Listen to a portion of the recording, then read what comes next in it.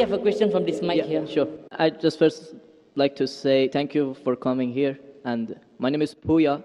So I'm a student drama. And I come from Iran, not Iraq. Iran, the old name Persia. So I come from a religious family. My family are Muslim. But I born as a Muslim. But I didn't want to born as a Muslim because, so as a family I born. But still I haven't accepted Islam because of some certain points. My main question was about the time, like ancient time, back to the 1,000 years ago, when the time the Islam come to my country and we became a Muslim. So as I read in the history and those kind of stuff, I found it out that the Arab countries, so they attacked my country and they invade my country and they brought Islam by force without my king accepted. So Persia was an old country and it was the most civilized country from the ancient time until now. We believe a real God, we were worshipping a real God, and our religion was Zartosh. So he was a prophet also. So we believe in good deeds, good thought, good words. So even Cyrus the Great, he was the king of the world, and he was doing a lot of good things. Even some people, they was confused that they called him Masih. He was doing many good things, but he was never said, I'm a prophet, I'm a God. But even though that king, when he attacked the other country, he never killed a civilian, he never raped a woman, and he never made them to change the religion. Even somebody was worshipping a cow, he respect for them, even though he was worshipping a real God. He could make them to worship also same as what is worshipping.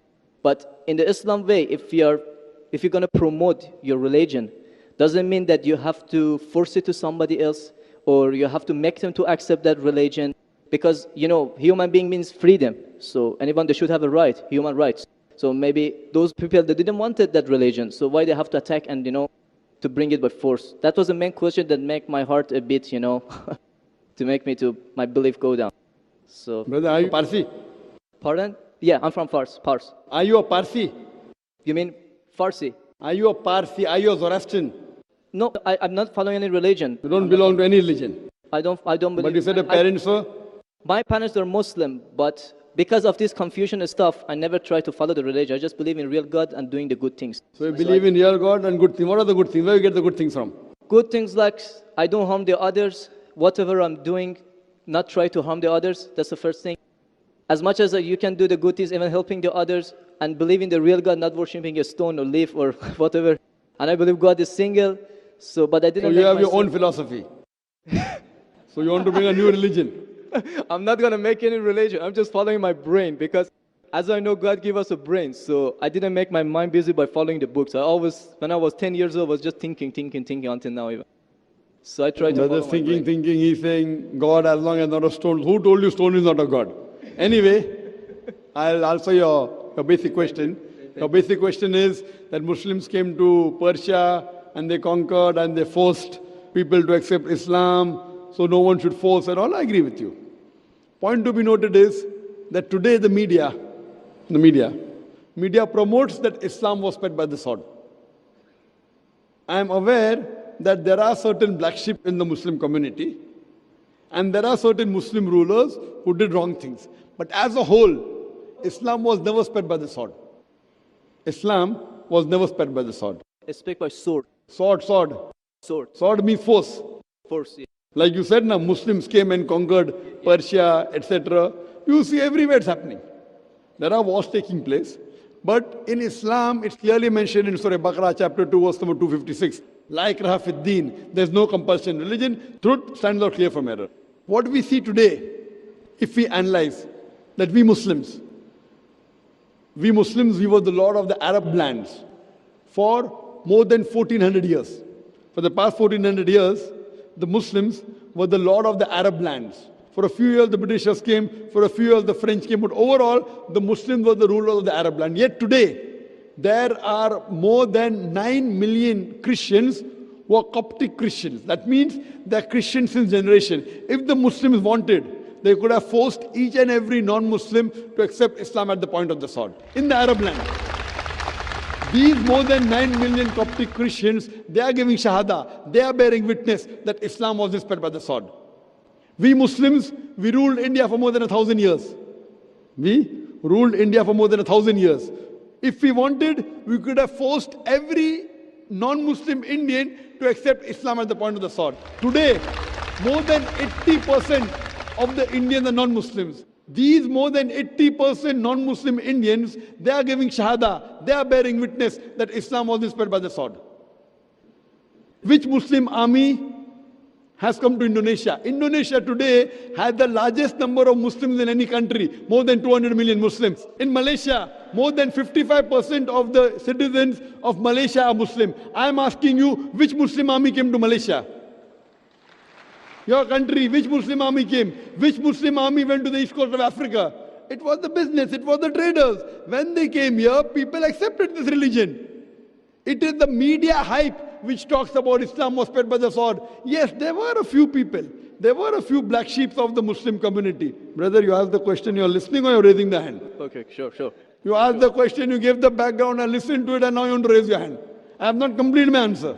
Okay, sure. Continue. If you ask the question, you should think. Because if you're thinking something, I'm a doctor. If you're thinking, that means you won't hear my answer. If I ask you to repeat, you won't be able to repeat 25%. So when you listen, you should give attention. I'm a doctor. I've done psychology also. So, this is the media hype. If you read Thomas Carlyle, historian, he writes in his book, Heroes and Hero Worship. He puts number one hero prophet as Prophet Muhammad Sallallahu Alaihi Wasallam. He's a Christian. He says, if every new idea originates in one man's head, it dwells alone in the full world. It will do little good if he takes up a sword and propagates it. You have to first get your sword. He's talking about sword of intellect. There was a survey done in the Plain Truth magazine, a survey in the increase of the major world religions in a span of 50 years. In a span of 50 years, from 1934 to 1984. In a span of 50 years, the increase in the major world religion. It came in Reader Digest, Almanac Yearbook, 1984. Number one maximum increase in any religion, it's Islam, 235%. Christianity, only 47%. I am asking you, which war took place between 1934 and 1984, which forced the non-Muslim to accept Islam? Which war? Which war? Today, leave aside the past. Today, the fastest growing religion in America is Islam. The fastest growing religion in Europe is Islam. I am asking you, who's forcing the Americans to accept Islam? Who's forcing the Europeans to accept Islam?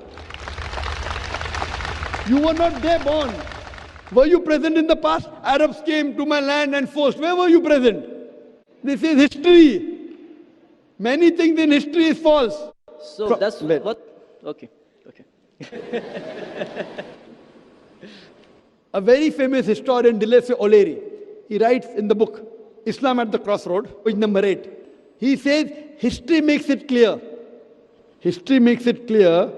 that the legend of fanatical Muslims sweeping across the world, forcing Islam at the point of the sword, is the most fantastic, absurd myth that historians ever repeated. Who says that? Dilese O'Leary. History makes it clear that the legend of fanatical Muslims forcing Islam at the point of the sword over conquered races is the most fantastic, absurd myth that historians ever repeated. This is just in the media today. Muslim terrorist, Muslim terrorist. I am asking you, did any Muslim attack you in this country? No, never. But the media says Muslims are terrorists. Yeah, media is just nonsense. Yes, same way your history is also nonsense. When media is nonsense, the history is also nonsense. Some is correct, some is wrong. That's the reason, if you hear the answer, I would like to end my answer with the quotation of Dr. Adam Pearson. Dr. Adam Pearson says that people who worry that one day nuclear weaponry will fall in the hands of the Arabs, they fail to realize that the Islamic bomb has already been dropped. The bomb of peace. It fell the day Prophet Muhammad, peace be upon him, was born. Good. Thank you, doctor, for your answer. But the point is, I didn't get the right answer because that's not media. That's history. And history is not something that can be written the false way. Because if it be written the false way, it can be changed. But that was the true history in all over the world and is written everywhere. Brother, did you hear my quotation of Dilese O'Leary? Can you repeat it? Repeat what? Repeat Dilese O'Leary's quotation. I said it twice, not once, twice. Most of my answer was once. I said twice. Now repeat it. Repeat at least 50%. So what's the point of repeating that word? I want to know whether it went into your head or not. No, because that's what is in my head that is a history first thing. I am asking you, can you repeat the statement, the answer which I gave earlier? If you cannot repeat, that means it's useless me repeating the answer. You're not listening to me. You're thinking something. No, I'm listening to you. You're Can saying you repeat? that is made, that is can false, you that's the history. repeat the statement of Deleuze O'Leary, a very famous historian? No, I can. I'm saying it for third time. Listen to it and go behind the queue. Deleuze O'Leary says that history makes it clear the legend of fanatical Muslims forcing Islam at the point of the sword over conquered races is the most fantastic, absurd myth that historians have ever repeated. Deleuze O'Leary says history has been telling falsehood, and you're saying history, I believe in history. Deleuze O'Leary is saying that what history says that Muslims are forcing Islam at the point of the sword is the most fantastic myth that historians have repeated. So you have got influenced by the myth. So now think it's a myth and forget it and believe in the fact. The fact is you read the Quran, and inshallah I want you to revert to Islam. Revert back to the religion of your parents, inshallah. Okay. Okay, thank you. Thank you. In the unseen, and the unseen we only know through the Quran and the Sunnah. No person can know the unseen in its entirety except through the Quran and Sunnah. And we have Allah subhanahu wa ta'ala who has been very merciful to us to tell us what is happening in the unseen. Belief in the unseen is a very fundamental characteristic of a Muslim. And that's why at the very beginning of the Quran, in Surah Al-Baqarah, just after the opening Surah Al-Fatiha, the opening chapter, Allah subhanahu wa ta'ala describes the successful people.